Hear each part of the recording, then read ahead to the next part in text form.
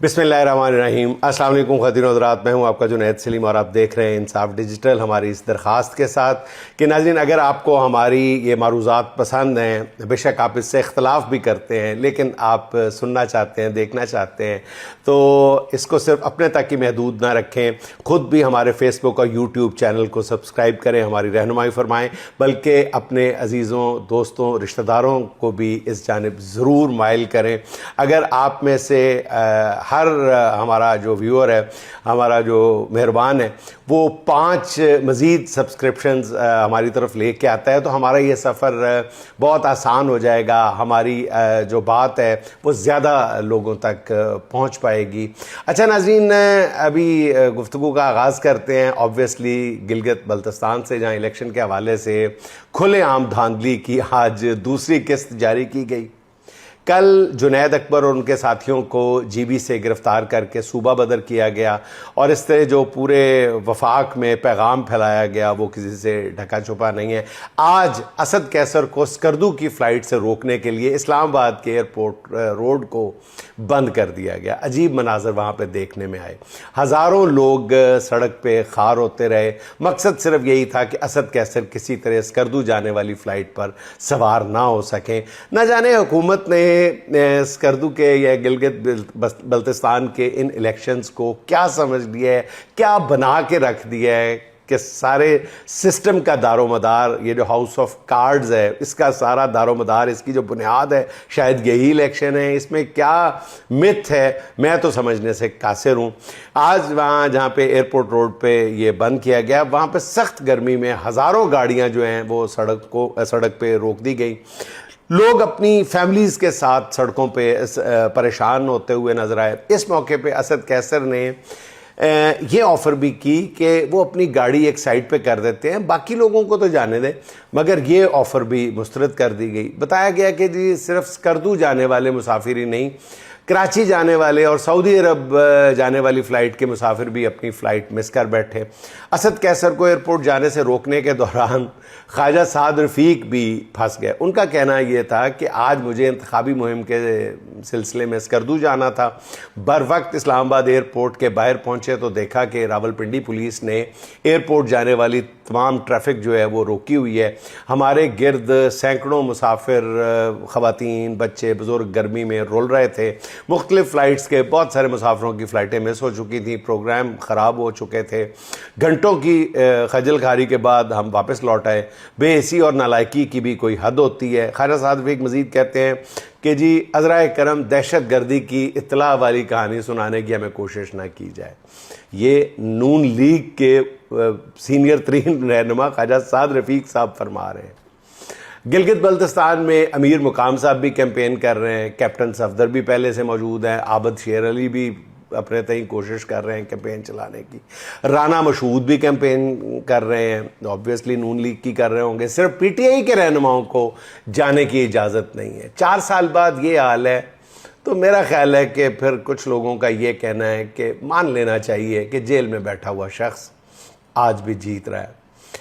अच्छा नाज़रीन, गिलगित बल्तिस्तान में जब से इलेक्शन का आगाज़ हुआ है तब से प्री पोल रिगिंग का भी आगाज़ कर दिया गया है। पहले तहरीक इंसाफ से निशान छीना गया, आप जानते ही हैं। पीटीआई ने जिस जमात से इत्तेहाद किया उसका निशान भी छीन लिया गया। यानी गिलगित बल्तिस्तान में पीटीआई से 2 बार निशान छीना गया। इसके बावजूद भी हालात ये हैं कि रैली निकालने की हिम्मत सिर्फ पीटीआई के हिमायत याफ्ता उम्मीदवारों में, और कोई नहीं ये जुर्रत कर रहा। वहाँ पे लोग दीवाना वार जीबी की सड़कों पर निकलते हैं और कैदी नंबर 804 के नारे लगाकर एक माहौल बना देते हैं, माहौल को गरमा देते हैं। जीबी के गुज़िश्ता आम इंतखाबात में नाज़रीन आपको याद होगा कि तहरीक इंसाफ 3/4 अक्सरियत से कामयाब हुई थी। इस बार भी बासानी 2/3 अक्सरियत ले सकती है या इससे भी ज़्यादा। मगर बाखबर लोग बताते हैं कि जी हुकूमत बनाने के अहदो पैमान जो हैं वो किसी और से कर लिए गए। बहरहाल जो भी होगा देखी जाएगी। इस सारे खेल में एक बात किसी की समझ में नहीं आ रही कि जब रियासत से फार्म 47 वाली एक चीज़ रियासत ने ईजाद कर ली हुई है, तो फिर उसकी मौजूदगी में इंतखाबी मुहिम के दौरान ही इलेक्शन को मशकूक बनाने की क्या ज़रूरत पेश आ गई है।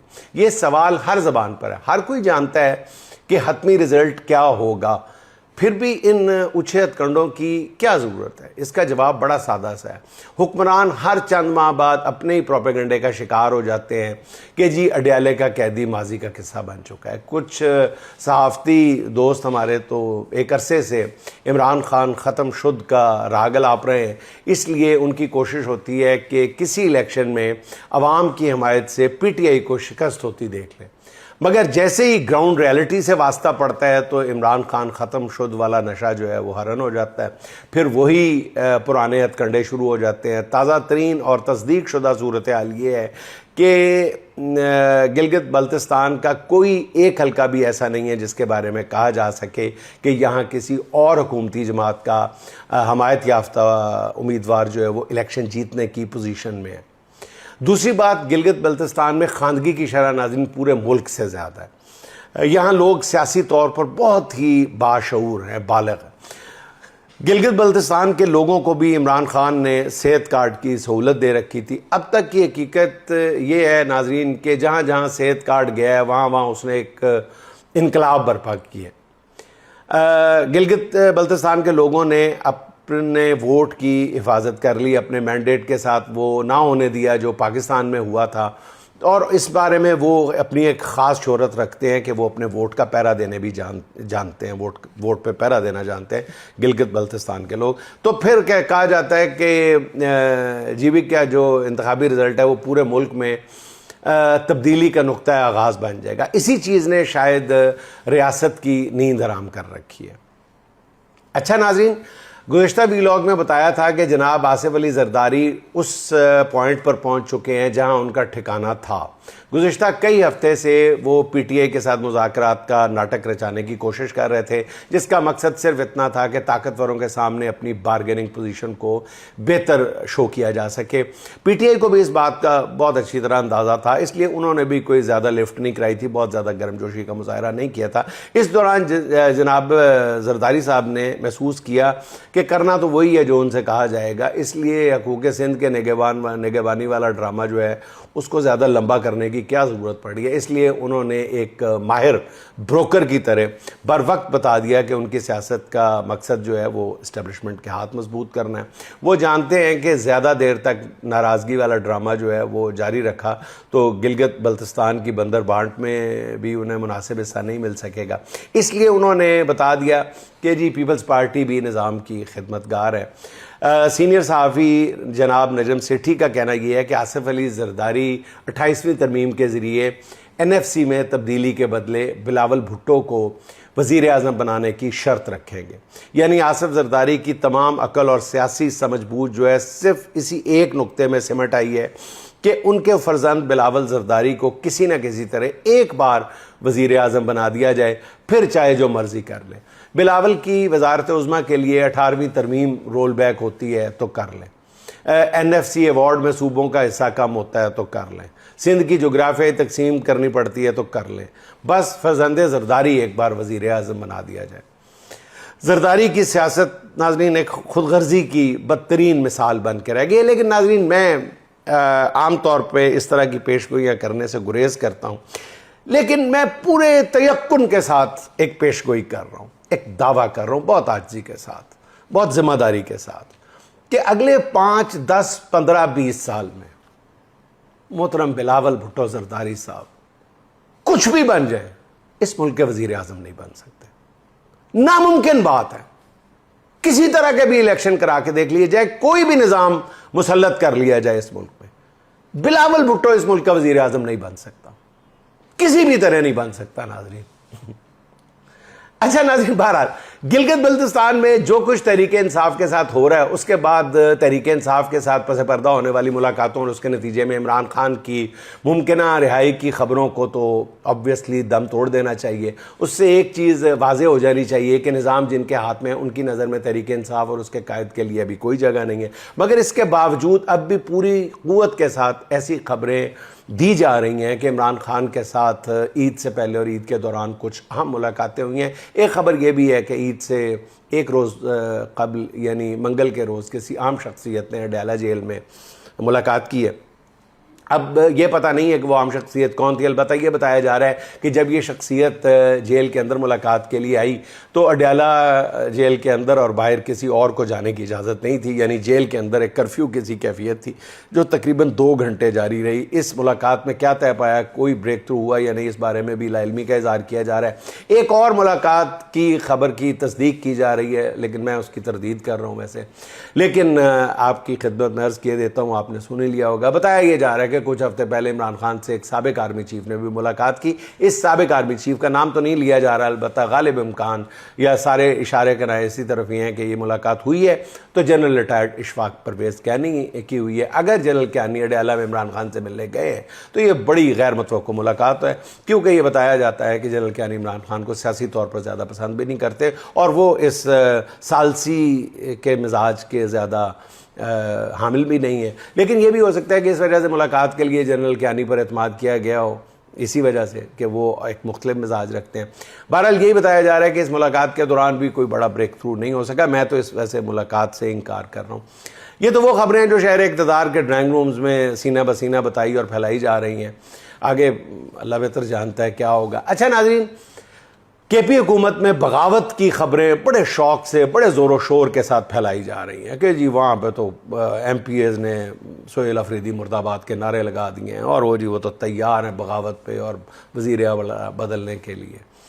पहले कहा गया कि जी PTI के 50 से ज़्यादा अरकान ने सोहेल अफरीदी पर अदम एतमाद कर दिया है। फिर कहा गया नहीं जी बागी अरकान की तादाद 32 है, कोई 25 बता रहा है, आज 27 बताई गई है जी। हम ख्याल अरकान ने पीर के रोज़ अपना इजलास भी तलब कर लिया। बताया जा रहा है कि इस इजलास में वज़ीर आला सोहेल अफरीदी के खिलाफ अदम एतमाद लाने का ऐलान किया जा सकता है। इन अरकान का मुतालबा यह है कि काबीना की तश्कील में इन्हें भी हिस्सा दिया जाए। दूसरा मुतालबा यह है कि इमरान खान की रिहाई के लिए सूबाई हुकूमत वाज़ेह रोड मैप दे। इस बारे में पहले भी अर्ज़ कर चुका हूँ कि सब जो कुछ हो रहा है ये सब चाय की प्याली में तूफ़ान है।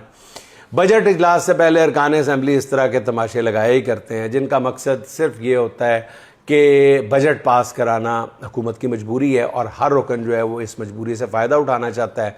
किसी के हल्के के तरक्याती मंसूबे रुके होते हैं, कहीं कोई काम होता है, कहीं कोई काम होता है, ज़ेर अल्तवा पड़े होते हैं काम, उनको निकलवाना होता है। किसी को अपने इलाके में ट्रांसफ़र पोस्टिंग के मसाइल का सामना होता है, किसी को काबीना में शामिल ना किए जाने का रंज होता है। ये बेहतरीन मौका होता है कि ये वज़ीर आला या वज़ीर आज़म पर दबाव डाल के ये बात मनवा ली जाए।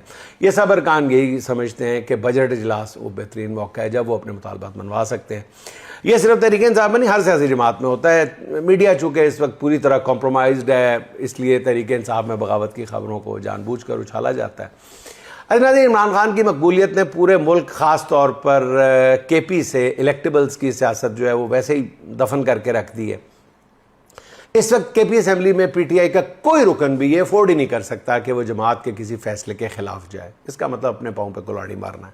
ऐसा करने से सिर्फ उसकी नहीं बल्कि उसकी नस्लों की सियासत ख़त्म हो जाएगी। उससे पहले 15-20 के करीब मिसालें मौजूद हैं सिर्फ KP में। इसलिए KP में PTI अरकान की बगावत की खबर जो है वो कोई भी संजीदगी से लेने के लिए तैयार नहीं है। बजट भी पास हो जाएगा और PTI के तमाम अरकान भी इस वक्त सोहेल अफरीदी के साथ हैं जब तक उन्हें इमरान खान का एतमाद हासिल है। अच्छा नाज़रीन, आखिर में मैं बहुत ही एक लम्हा फ़िक्रिया के तौर पे अर्ज़ करना चाहता हूँ। एक तशवीशनाक खबर यह कि जनूबी अफ्रीका में मुकीम पाकिस्तानियों का कोई पुरसान हाल नहीं है।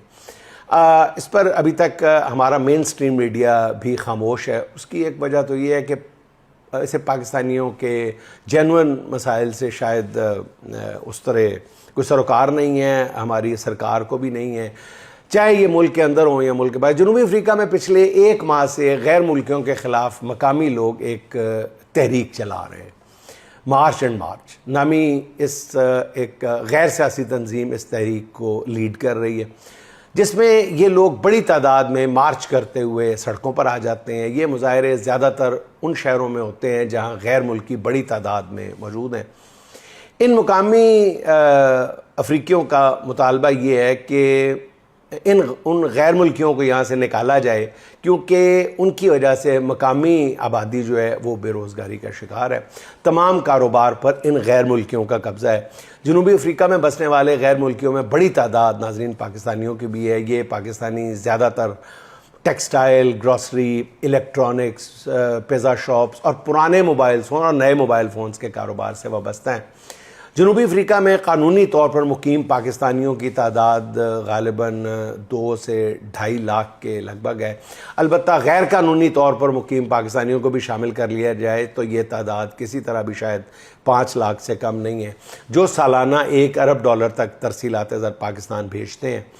अब मार्च एंड मार्च नामी अफ्रीकन तंजीम ने पाकिस्तानियों समेत तमाम गैर मुल्कियों को 30 जून तक की डेडलाइन देते हुए कहा है कि वो जनूबी अफ्रीका छोड़ दें।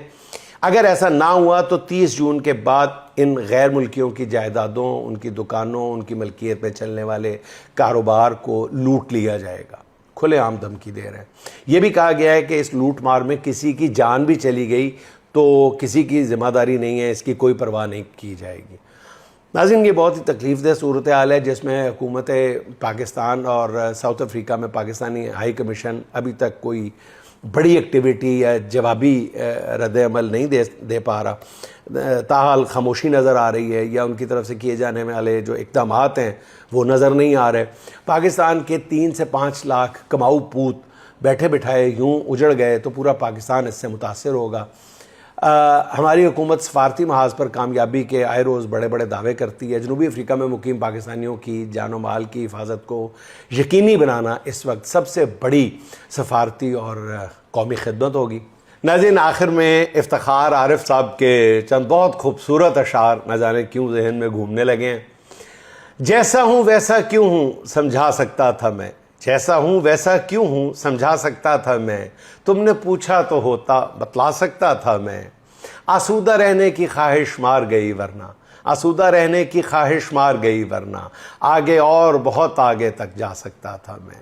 छोटी मोटी एक लहर ही थी मेरे अंदर, छोटी मोटी एक लहर ही थी मेरे अंदर, एक लहर से क्या तूफान उठा सकता था मैं।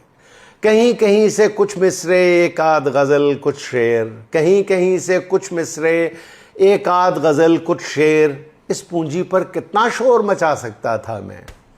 जैसे सब लिखते रहते हैं गज़लें नज़में गीत, जैसे सब लिखते रहते हैं गज़लें नज़में गीत, वैसे लिख लिख कर अंबार लगा सकता था मैं, वैसे लिख लिख कर अंबार लगा सकता था मैं। नाज़रीन, खुश रहें, खुश रखें। आपसे मुलाकात होगी इंशाअल्लाह अगले व्लॉग में। अल्लाह हाफ़िज़।